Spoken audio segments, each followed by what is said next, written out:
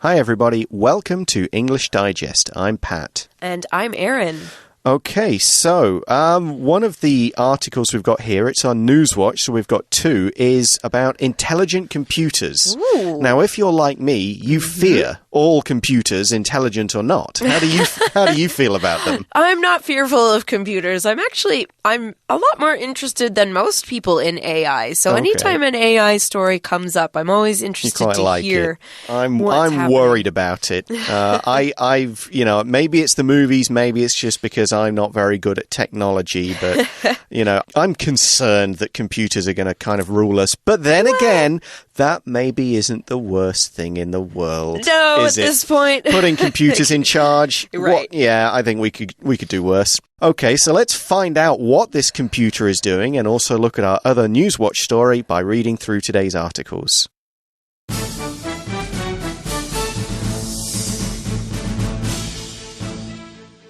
IBM's Watson is an AI supercomputer known for playing chess and Jeopardy! A US quiz show. Recently, though, it saved a woman's life by successfully diagnosing a rare form of leukemia. The computer did so by comparing the patient's information with 20 million cancer research papers. It took Watson only 10 minutes to make the diagnosis, which had baffled doctors at the University of Tokyo for months. Scientists have been saying that Watson is the future of medicine. The computer started studying medicine in 2011, when scientists fed it reams of medical cases. In addition to diagnosing diseases, Watson can prescribe perfect dosages of medicine to patients based on their genes, although some people worry that this might lead to privacy issues. Watson has a number of other applications as well. For example, the computer can advise math teachers on creating lesson plans. It can also create unique food recipes based on data about the way humans perceive different ingredients. In time, Watson may be able to do more than we could ever imagine. The truth about coffee cups.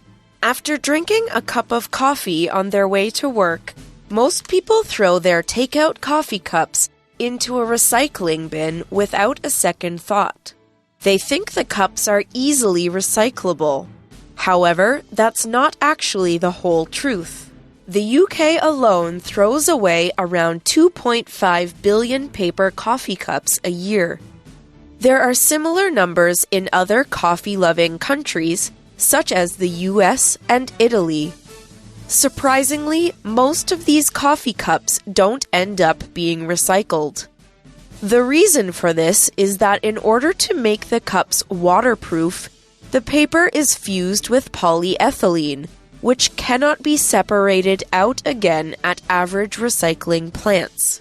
Right now, there are only 2 plants in the UK that can properly cope with coffee cups, one of which is not actually operating.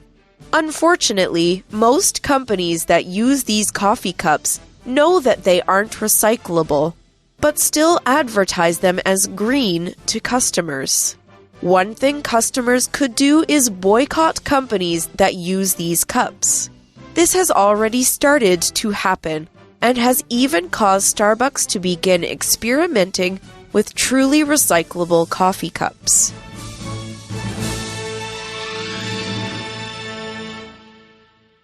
Hi everybody, welcome back. So, we're talking about our first news story here. IBM supercomputer is now diagnosing diseases, which is pretty impressive. It is. To understand what that means, we should certainly look at the word diagnose, but we've also got to quickly mention a supercomputer, right? Which isn't just like a normal computer you can buy at the store. Oh no, it's a supercomputer. So it's like Superman is to ordinary men. This computer is to ordinary computers. Right. Basically, what it means is that this computer can take in so much more information than a normal computer that it processes it all within minutes. Yeah, its abilities, its ability to handle data, its processors, are much better and faster than the things we normally buy. And a supercomputer is the size of a room. It is. It's huge. You walk into it rather than put it on your desk. Yeah. Now, it's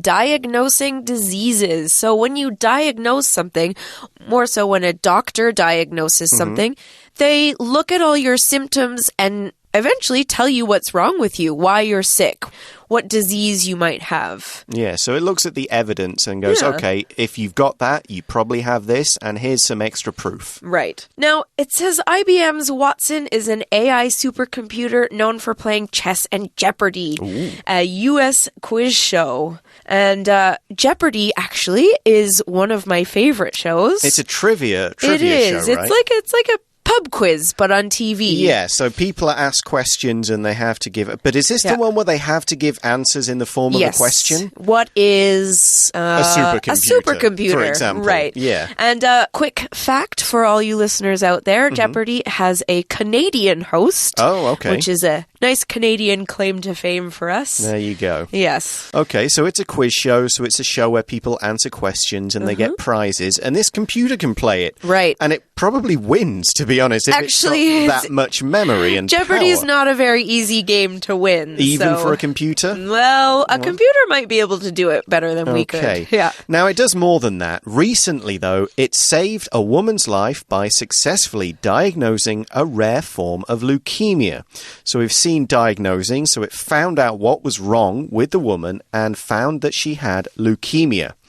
Leukemia is a cancer. It's a type of cancer that affects the insides of bones and your blood-making organs, right, and therefore stops normal blood cells from forming. Right. Now, there are many kinds of cancer, and this is a rare kind of leukemia. So the doctors didn't find it because it didn't show the normal symptoms. Right. So all their tests, they were like, well, we think it's this, but we can't be sure. We're not really sure what's wrong with you. The computer, however, it figured it out. All right. Well, it did this by comparing this patient's information, so this woman, with 20 million cancer research papers. So wow. What they did, these people who work with the computer, is that they made the computer read all of these papers. Can you imagine reading 20 million cancer research papers? Not easily, no. No. Well, the computer can do this because it's a supercomputer. Yep. And so it compared this woman's information with all of them. Yeah, it's almost like the face search thing. When you're trying to identify things, you just look for all of these cues. I mean, we're saying that people could do this, but there'd need to be a lot of people working for years. Yes. Yeah. The computer, it says, only took 10 minutes to make the diagnosis, which had baffled doctors at the University of Tokyo for months. If you baffle someone, you confuse them. You kind of make things too difficult so they just can't understand it. Yes. And the reason was probably because this disease, this leukemia, was not showing the normal symptoms that they would think a leukemia patient should have. Well, especially when a disease is rare, they don't see it very often, and so they don't know what they're looking at. Yeah, exactly. A lot of doctors see normal things every day, but when something rare shows up, they don't automatically think of that. And so that's why maybe they were so confused by this. They just weren't used to seeing something like this. But 10 minutes. 10 minutes is pretty quick. So this computer is basically now Dr. Watson. Okay, For fans of Sherlock Holmes out there, you've now got a real-life Dr. Watson, and it's a computer. All right. Well, scientists have been saying that Watson is the future of medicine. Now, that's an interesting statement because it's interesting to think that maybe we'll have robots or computers as doctors in the future. I have to say, I mean, if I was feeling strange once, I had a tingling feeling in my left arm, and I actually Googled the symptoms, and it said, oh, you've got this. Stop putting your elbow on the desk. Okay. And so, you know, we're starting to get there. Right. It wasn't exactly scientific. Now, if you'd kept researching, you might have also seen that it was diagnosing you with a heart attack. So what? Maybe we're not ready quite yet for computers to be our doctors. Yeah. Side note, I didn't have a heart attack. It was a nerve thing, and it's gone away. So this computer started studying medicine in 2011 when scientists fed it reams of medical cases. So it didn't go to university to study medicine.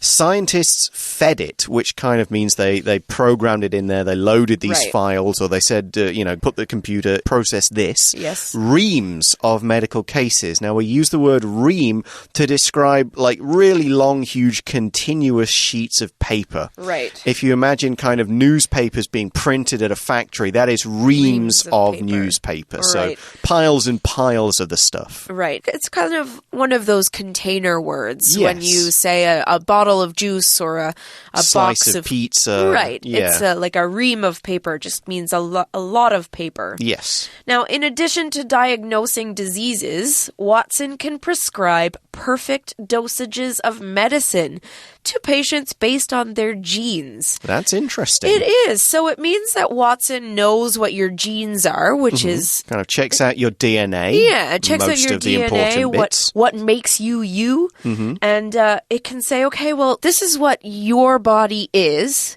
and this is what your body has. So here's the exact amount of medicine that you should take. So the computer is prescribing or telling you which medicine to take or how to fix a problem that you have. And how much medicine. Yes. Some medicines only a doctor can prescribe. And this is the difference between you going to a store and buying medicine or the doctor saying, here's a piece of paper, take this to a drugstore or somewhere in the hospital, and they will give you the drugs. So when we talk about prescribing or prescription drugs, we mean the stronger drugs that you can't just go and buy by yourself. Right. So the computer can do this as well. It can say, here, you need this medicine, you need this much of it, and you can go, which is why we say perfect dosages, the exact right amount. A dosage is the amount of medicine you take. And it just says, here you go, this is exactly what you need. Now, people are worried that this might lead to privacy or privacy issues. Privacy, that's how I say it. Yeah, you can pronounce it both ways. It's perfectly okay. But it basically means that people will have their private information known in public because the computer will need to know their DNA and their genes and the information about what kind of drugs they're on and their genetic information is out there on a computer. Right. So it's not so private anymore, which is why it's concerning. Like a doctor, the doctor can kind of keep his mouth shut, and that's what doctors should do. It's part of their kind of oath, their rules, that they don't talk about it. But a computer, you can kind of get into that in a different way. Find out everything. It's true. Now, these aren't the only applications that Watson has. So he doesn't just play chess or Jeopardy or diagnose diseases or prescribe medications. He is a supercomputer. And so there are other uses or applications that Watson has. An application is a particular use, how it's used. Yeah. For example, the computer can advise math teachers on creating lesson plans. That sounds great. Here, this is a great plan. And it can also create unique food recipes. So that's recipes that are like nothing else, completely new and special and unusual. And it can do that based on data about the way humans perceive different ingredients. Oh, so perceive means how we sense something, how we notice it, how our brains process that information to say it's spicy, it's too spicy, it's not spicy enough. Right. It tastes good, it tastes bad, that kind of thing. And so a computer will figure out how we perceive all these tastes and create a recipe. And it'll be using the exact right amount of whatever it needs in the ingredients so that we perceive them in the perfect way. Yeah. Not just the individual ones, but how they balance and combine with each other. Okay. So that's pretty smart. That would be a nice thing to have in my own house, actually. Yes. And then maybe in the future, a cute little robot to make all those recipes for me. Yeah. And of course, in time, Watson may be able to do more than we could ever imagine. So who knows what it's going to do. Okay, we'll take a short break now. We'll come back in a few moments to talk about our second Newswatch article.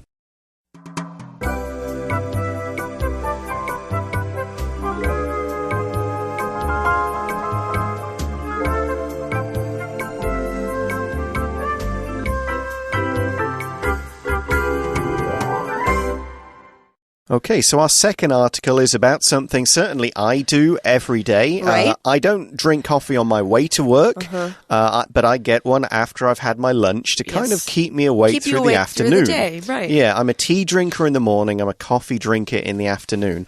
But I do exactly what the first sentence says, pretty much. I drink my coffee, and after drinking it, after I've done it, I will throw out that coffee cup into a recycling bin without a second thought. Right. So it's a takeout cup, which means it's the one I take away from the Starbucks or 7-Eleven or wherever. And yeah, I drink it and I put it in the recycling bin and I don't think about it at all. I just go, oh, it's plastic at the top, it's cardboard on the side. That can be recycled, right? Sure. Pop it in the bin. Into the bin it goes. Yeah. And it's a recycling bin. Recycling is a noun, of course, and it just means that the products can be taken away and the material from it can be recovered and used to make new things. So, that's right. Yeah, we don't talk about reusing it. That's slightly different. This is recycling it. So taking old paper and making it into new paper. Yes, I actually just learned a little bit more about the process of recycling. Okay. And there are different factories involved in actually just shredding everything into the tiniest little pieces. Yeah. And then different machines that just take everything apart and basically put it down to its raw materials. Yes. So the plastic it's made from, the metal it's made from, they're all separated and they're all shipped off to different places where something else is made. Made into new stuff, right. So that's recycling. But wait a minute. Of course, coffee cups are recyclable, aren't they? That's what I thought. That's what I've been thinking until I had read another article about this more recently.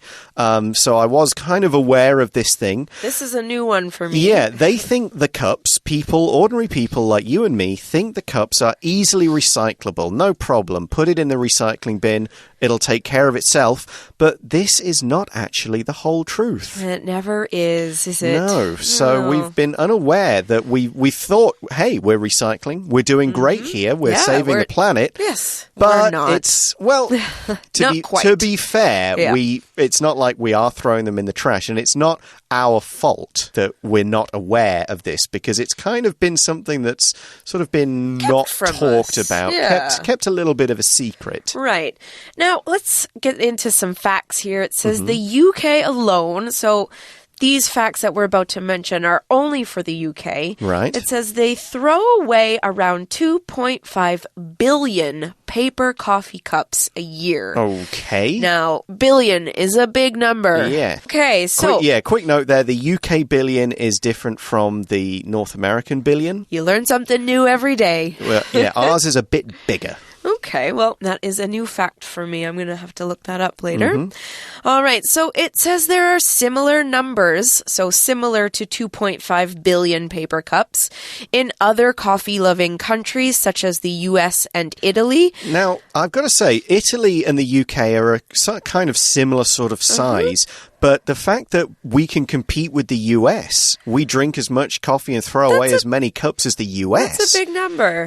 Britain's doing well there. Good work, fellas. You're drinking a lot of coffee. I'm sure there's a lot of tea in those cups as well. Oh, that's true, yes. Yeah. Well, unfortunately, it's not just the UK and the US and Italy. As someone who's traveled all over the world, it happens everywhere. Yeah, and surprisingly, most of these coffee cups don't end up being recycled. They're not taken off to factories where all this stuff happens and reduced down. They end up going, oh, okay, yeah, there's a coffee cup. Right. We can't actually recycle it, so we have to get rid of it in a different way. Now, why is this? Well, it says the reason for this is that in order to make the cups waterproof, the paper is fused with polyethylene, which cannot be separated out again at average recycling plants. That's quite a long sentence there. It is, yes. Let's look at waterproof. So the cups that we're using are waterproof. That means that they're made so that water or other liquid tea can't go through it. You know, when you wear a pair of shoes and it's raining and then all of a sudden your socks are wet. Oh, no. You need some waterproof shoes. Your shoes aren't waterproof. No. So they've got cardboard in them, but the cardboard itself isn't waterproof enough. Right. It will maybe resist the coffee for a little while, but eventually the cup's going to get wet. Yes, exactly. Right. So to stop this, they take the paper or cardboard in the cups and they fuse them with polyethylene. To fuse two things together means basically to put them, to kind of completely mix them into a single material. Right. So that it's kind of like taking two things and just sticking them together. And then they're one thing. Yeah, one is part of the other. Right. And polyethylene is the most common plastic in the world, okay? It's the stuff that's used to make plastic bottles, plastic bags, pretty much most plastic stuff is going to be polyethylene. Okay. Unfortunately, with this polyethylene, it's not able to be separated out from these cups. Now, remember, we fused the cups with the polyethylene. So we've made them into not two things, but one specific thing. And unfortunately, with this polyethylene and the process they use, we can't separate them again at average recycling plants. Now, a plant is a factory or a place where people work with chemicals or with power or something like that. Here, it's a recycling plant. So it's where something is recycled. Yeah, so that process you were talking about a bit earlier, this kind of shredding everything down into into the whatever materials make it, we can't do that with these cups. It's just impossible to unfuse the paper from the polyethylene. It says, so the article says, in the UK right now, there are only two plants, two factories that can do this, that can cope with coffee cups. Cope with means deal with or basically complete this process. Only two factories. And one of which is not actually operating. One of which isn't open and the machines aren't doing anything. It's there, but it's just not in use. So that's only one place, one plant to do 2.5 billion paper coffee cups. That sounds like a busy day for those plant workers. Yeah, so obviously, we're saying, why aren't there more of these factories? And why aren't people aware of all of this? You know, hang on. This should have been news a long time ago. We've been recycling for years, but we're not. All right. Well, that's actually unfortunate. And it sure is. And there's a reason for this that we don't know about this. And most companies that use these coffee cups know that they aren't recyclable. They knew. They know. They knew all along. Well, they're the ones using these products or this polyethylene to go into their cups. So they know how the cups are made, but they still advertise them as green to customers. Now, advertise means to sell a product, to get people to buy your products. So some companies say, oh, these products are better for the environment. You should buy these because ours are better. And so that's what they're doing. They're telling people that they are good cups and so they should be able to buy them without feeling bad. Part of they can, because obviously they can't falsely advertise, but they can get around it. And you may notice that if you get one of these cups, there is a recycling symbol, but it's on the cardboard sleeve. Okay. It's on that little hot thing you hold to stop your hand getting hot. And so, that sleeve is completely recyclable. Right. But the cup inside the sleeve isn't. Not. So if you look at it, you see, oh, there's the recycling symbol, all good. But in fact, it's just the sleeve, not the cup. Sneaky. That is how they can get around it. So if anybody asks and says, hey, yours aren't recyclable, oh, no, we just meant the sleeves. Right. I'm going to start looking at my coffee cups from now on. I'll probably try to buy a plastic one that I can carry with me every time now. But I'm going to check my cups and my sleeves to see where that little sign is. So you might be asking yourself, well, hang on, this isn't right. This should be stopped. And so the article says one thing customers could do is boycott companies that use these cups, these ones that aren't recyclable. Right. And if you boycott something or a company, you just refuse to buy its products. You say, well, if that's the truth, I'm not shopping there anymore. Right. I'm not going to give them my money. Now, if a large boycott is strong enough, if as many people as possible say, no, we're not using this product anymore, we will not use these cups, that usually encourages companies to change because they're losing money. We saw it a couple of years ago in Taiwan with the milk and the oil and things like that. So it can work. It can, and even a big, powerful kind of coffee king of the world like Starbucks cannot afford to have people saying, we're not going to buy your coffee. Exactly. And they are doing what they can. They're now experimenting with truly recyclable coffee cups. Yeah, because it had already started to happen. some of their stores were probably getting boycotted. There was some negative press. Because I know for a fact there was a show in the UK with a famous chef talking about this particular problem, driving around London, telling people about it. Interesting. So, and then telling people probably which coffee companies aren't using green cups. So it has happened. You know, it's starting to happen. It's certainly happening a bit in the UK, and people are becoming more aware of it.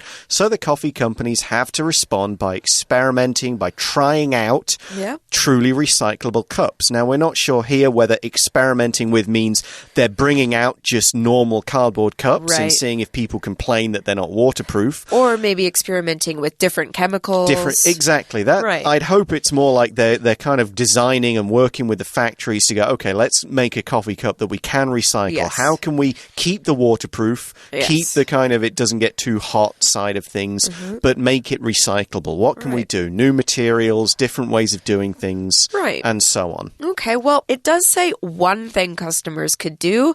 So that means that there are plenty more out there. You can buy your own cup and start using that every day. Yes, indeed. There's lots of things you could do, not just boycott these companies. Raising awareness is just one of the simple things. Because if enough people know about it, they can't kind of hide it and get away with it anymore. It's true. Well, now that I know about it, I know what I have to do. And I mean, I don't drink that much takeout coffee anyways, but now that I know, I'm gonna feel bad about it every time I do. And you don't use like a plastic mug or something like that. Exactly. Yeah, I should probably look into getting hold of one of those myself. Right.